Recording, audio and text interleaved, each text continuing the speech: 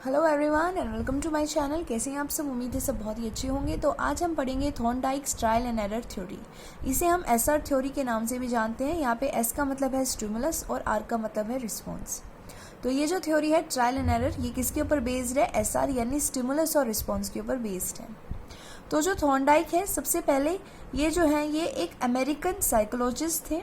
इनको हम father of educational psychology के नाम से भी जानते हैं। इनका मानना यह है कि जो लर्निंग होती है वो डिपेंड करती है हमारे स्टिमुलस और रिस्पॉन्स के ऊपर। अगर हमें कोई भी चीज़ सीखनी है तो हम क्या करेंगे, उसके प्रति कोई चीज़ ना ट्राई करेंगे, और हम जब ट्राई करते हैं तो हम ऑफकोर्स एरर भी करते हैं। तो इनका कहना ये था कि हम क्या करते हैं, कोई नई चीज़ को सीखने से पहले बहुत बार ट्राई करते हैं और एरर भी कमिट करते हैं, लेकिन बाय चांस जब हम सक्सेस हो जाते हैं तो उस चीज़ को हम फिक्स कर लेते हैं और बार बार वही चीज़ करते हुए आगे अपनी लाइफ में नई नई चीज़ें सीखते हैं। तो थॉर्नडाइक जो है, इन्होंने अलग अलग एक्सपेरिमेंट्स परफॉर्म किए। इन्होंने चिकन्स पे किए, रैट्स पे किए और कैट्स पे किए। तो आज हम जो थ्योरी ट्रायल एंड एरर की डिस्कस करेंगे वो कैट्स के ऊपर बेस्ड है। यानी ये जो एक्सपेरिमेंट हुआ था ये कैट यानी बिल्ली के ऊपर हुआ था। तो इन्होंने क्या किया, इन्होंने कैट्स को भी और रैट्स अलग अलग चीज़ों के ऊपर यहाँ पे एक्सपेरिमेंट परफॉर्म किया, लेकिन मैं आपको रेफरेंस में बताऊंगी कैट की। ठीक है, तो इन्होंने किया क्या, देखो यहाँ पे समझाया हुआ है। इन्होंने एक हंग्री कैट, एक भूखी बिल्ली को क्या किया, एक पजल बॉक्स में रख दिया। सिर्फ एक ही डोर था जिसके ज़रिए वो जो बिल्ली है वो एग्जिट हो सकती है। लैच का मतलब है जो कुंडी होती है, जो हम दरवाजे के ऊपर लगाते हैं ना, उसको कहा गया है कि वो जो लॉक है, अगर वो उसको मैनिपुलेट कर पाई बिल्ली और उसको खोल पाई उस बॉक्स को, तभी वो उसके बाहर आ सकती है। और बिल्ली कैसी है? हंग्री है, यानी कि बिल्ली कैसी है? भूखी है। अगर वो भूखी है तो उसे अगर कोई चीज़ दिखाई जाए जो उसकी फेवरेट है, तो उसको क्या लगेगा कि जल्द से जल्द मैं उस चीज़ के पास पहुँचूँ और उसे खा जाऊँ।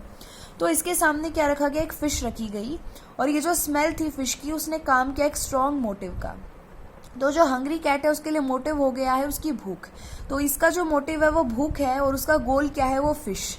तो इस तरीके से उन्होंने एक्सपेरिमेंट परफॉर्म किया। तो कंसिक्वेंटली क्या किया, जो कैट थी उसने हर एक पॉसिबल एफर्ट किया ताकि वो बाहर आ सके। ये जो सिचुएशन है उनको खुद उन्होंने देखो ऐसे एक्सप्लेन किया है, it tries to squeeze through every opening. इसके बाद है it claws and bites at the bars और wires, it thrust its paws through any opening and claws at everything it reaches.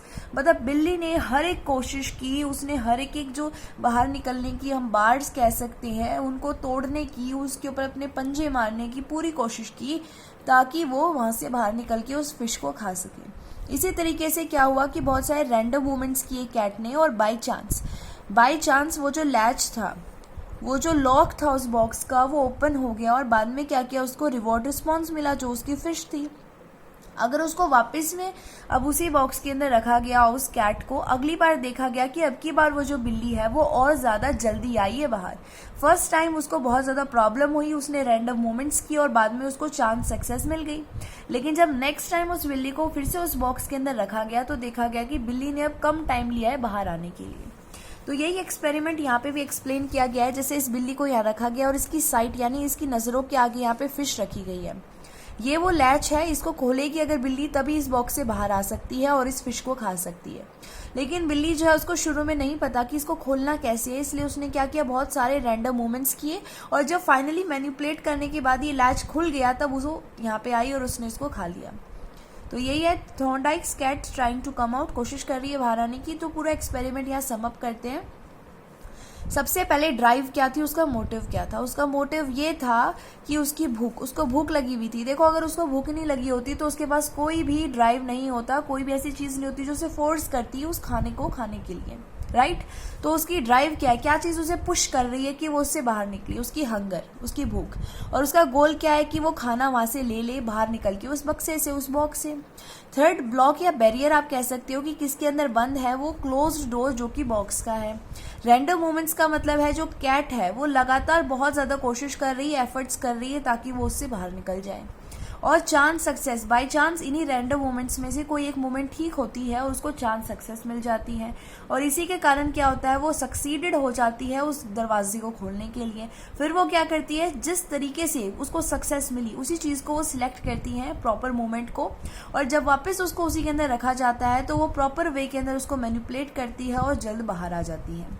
फिर वो फिक्सेशन भी कर देती है कि जब उसने सीख लिया है कि कैसे इसको खोलना है तो बस वो अंदर जाएगी और खोल के बाहर आ जाएगी। तो इसे कहते हैं ट्रायल एंड एरर थ्योरी। तो ये चीज़ इन्होंने बताया हुआ है।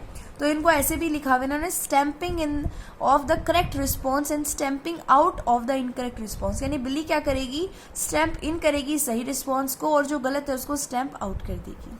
ये चीज़ें बता रखी है। काफ़ी ज़्यादा ट्रायल के बाद उसने करेक्ट वे ढूंढा था उसको मैनिपुलेट करने का, खोलने का। तो इसी वजह से जो थॉर्नडाइक है, इसी एक्सपेरिमेंट को, ट्रायल एरर वाले को, learning by selecting and connecting के नाम से भी कहते थे और जानते थे। तो ये चीज़ें लिखी हुई हैं। यहाँ पे क्या क्या चीज़ का कनेक्शन है, एक तो हमारे माइंड का, हमारे नर्वस सिस्टम का भी कनेक्शन है और स्टिमुलाई और रिस्पॉन्स का है। इसी वजह से इसको क्या कहते हैं, थ्योरी ऑफ कनेक्शनिज्म के नाम से भी जानते हैं। अब इन्होंने इसी पूरे के पूरे एक्सपेरिमेंट के बेस पे कुछ लॉज दिए हैं, जैसे लॉ ऑफ रेडीनेस। अगर बिल्ली तैयार ही नहीं होती, कोई उसके पास रीज़न ही नहीं होता बाहर आने का, तो वो ये जो एक्सपेरिमेंट है वो परफॉर्म नहीं करती। इसके बाद यहाँ पे ये बताया वो लर्नर की स्टेट होनी चाहिए कि वो उस एक्सपेरिमेंट को परफॉर्म करे, पार्टिसिपेट करे उस एक्सपेरिमेंट के अंदर।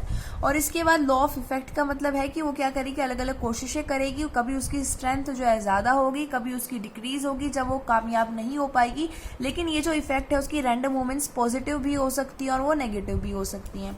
इसी तरीके से लॉ ऑफ एक्सरसाइज, या फिर हम इसको लॉ ऑफ प्रैक्टिस कहते हैं, कि वो क्या करेगी, बार बार मॉडिफाई करेगी, अलग अलग कनेक्शन निकालेगी कि पिछली बार मैंने ऐसे मूवमेंट किया था लेकिन ये कामयाब नहीं हुआ, लेकिन होगा क्या, जैसे जैसे वो कोशिश करेगी वो मॉडिफाई करती रहेगी और कभी उसको स्ट्रेंथ भी मिलेगी, कभी उसको यहाँ पे हम देख सकते हैं वीकनेस का भी सामना करना पड़ेगा। ठीक है। अब इसके बाद क्या होता है, कुछ और लॉज भी दिए हैं। ये तो अभी हमारे प्राइमरी लॉज थे। फिर सेकेंडरी लॉज क्या दिए हैं, लॉ ऑफ मल्टीपल रिस्पॉन्स और वेरिएट रिएक्शन। यानी वो बार बार क्या करेगी, अलग अलग रिस्पॉन्स करेगी, अलग अलग सिचुएशन में अलग अलग तरीके से यहाँ पे रिस्पॉन्ड करेगी वो। और लॉ ऑफ एटीट्यूड का मतलब ये है कि पूरा किस तरीके से वो टास्क को कर पा रही है। अगर उसका हेल्दी एटीट्यूड है टास्क के प्रति तो वो जल्द से जल्द बाहर आ जाएगी। फिर एनालॉगी का मतलब होता है कनेक्शन। तो एनालॉगी के अंदर क्या करेगी, वो कनेक्शन करेगी, यानी कनेक्ट करेगी कि इस तरीके से ऐसे खुल सकता है। वो क्या करेगी, कंपेयर भी करेगी और उनको कनेक्ट भी करेगी सारे रिस्पॉन्सेज को, और सही जो रिस्पॉन्स है धीरे धीरे चांस सक्सेस के उधर पहुंच जाएगी। और लॉ ऑफ एसोसिएटिव शिफ्टिंग का मतलब क्या होता है कि जो चीज़ उसने आज सीखी है, अगर वैसी सिचुएशन आगे कभी उसके साथ आएगी तो उसकी ये वाली जो लर्निंग है वो शिफ्ट हो जाएगी दूसरी सिचुएशन में। ठीक है। फिर इसके एजुकेशनल इम्प्लीकेशन जो है आप खुद कर सकते हैं। मुझे कमेंट बॉक्स में ही बताना कि आपके अनुसार इसके जो Thorndike theory of trial and error है, इसके क्या क्या यहाँ पे एजुकेशनल इम्प्लीकेशन हो सकते हैं। कुछ मैं बता देती हूँ। हमने यहाँ पे देखा है कि रिवॉर्ड अगर होता है सामने तो यहाँ पे मोटिवेशन वो प्रोवाइड करता है, तो यहाँ पे री-इन्फोर्समेंट भी दे सकते हैं। करिकुलम भी हमें इस हिसाब से बनाना चाहिए कि लोगों को क्या करे, बच्चे जो हैं उनको टाइम टू टाइम कुछ ना कुछ इंसेंटिव भी मिलता रहे। और काफ़ी ज़्यादा चीज़ें हैं जो यहाँ पे इसके एजुकेशनल इम्प्लीकेशंस में कवर की जाएंगी। ठीक है। जैसे कुछ यहाँ पे कवर कर लेते हैं, इसके अलावा आप बता देना। ठीक है। जैसे आपको पहले ये देखना चाहिए कि जो बच्चा है वो रेडी है या नहीं है सीखने के लिए। अगर वो रेडी ही नहीं होगा तो वो कोई भी चीज़ यहाँ पे ग्रहण नहीं करेगा। आपको रिपीटेशन करवानी है, ड्रिल करवानी है, रिवॉर्ड भी अगर दोगे तो चीज़ें जल्दी सीखेगा बच्चे। अगर आपको क्या करना है, उसकी प्रीवियस नॉलेज का यूज़ करना है। जैसे बिल्ली क्या कर रही थी, प्रीवियसली जो रैंडम मूवमेंट्स थी जो गलत थी उनको स्टैंप आउट कर रही थी।